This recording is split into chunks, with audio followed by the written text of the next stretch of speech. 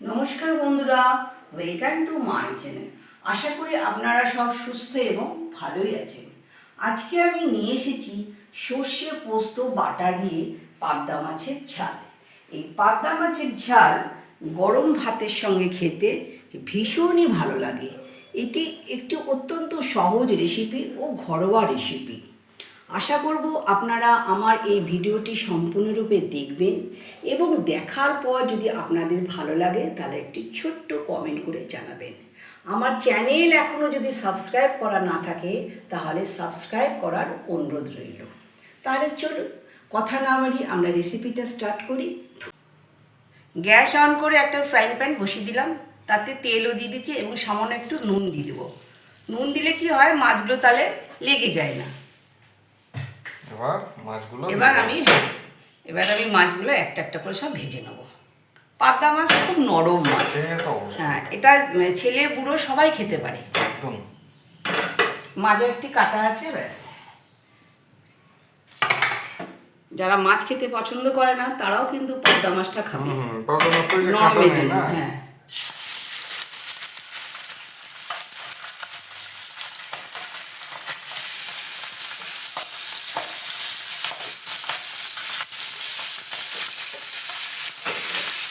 চারটে করে দিয়ে দেবো, একসঙ্গে না দিয়ে চারটে চারটে।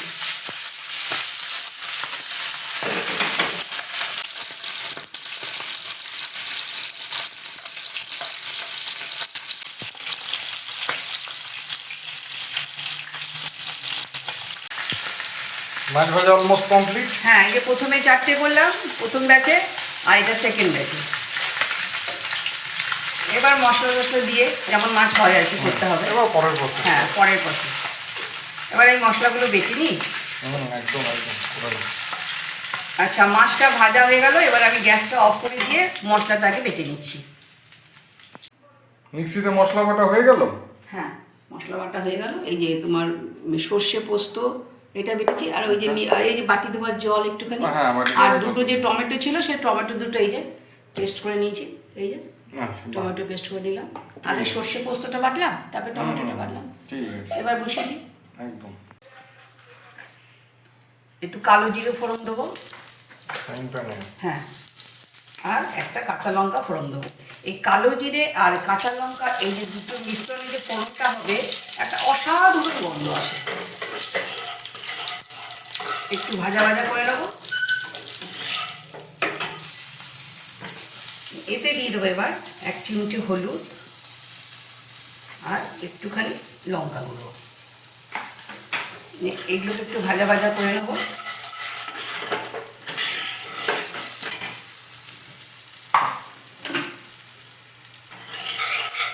এরপর যে টমেটো পেস্ট করে রেখেছিলাম টমেটো পিউরিটা দিয়ে দেবো এবার।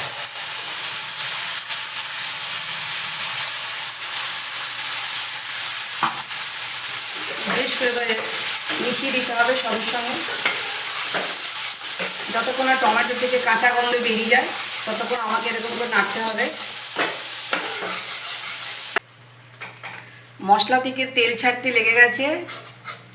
এবার একটু সামান্য এইটুকু গ্রেট করা আদা দিয়ে দেবো। এটা হচ্ছে অপশনাল, আপনারা দিতেও পারেন আবার নাও দিতে পারেন। দিলে কি হয়, গন্ধটা খুব ভালো হয়, খুব সুন্দর একটা গন্ধ আসে সবারই মিশ্রণে। এবার একটু নুন আর মিষ্টি দেবো। আচ্ছা, এবার একটু নুন দিয়ে দেবো,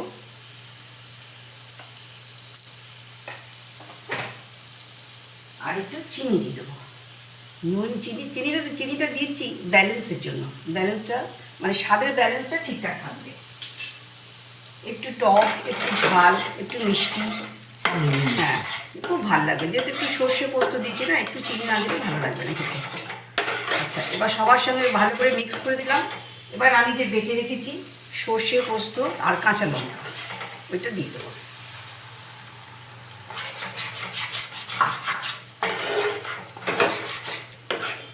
অনেকে আবার একটু দইও দেয়, কিন্তু আমি যেহেতু এই সর্ষে পোস্ত বাটা কাঁচা লঙ্কা বাটা দিয়েছি তাই আমি দইটা দেবো না।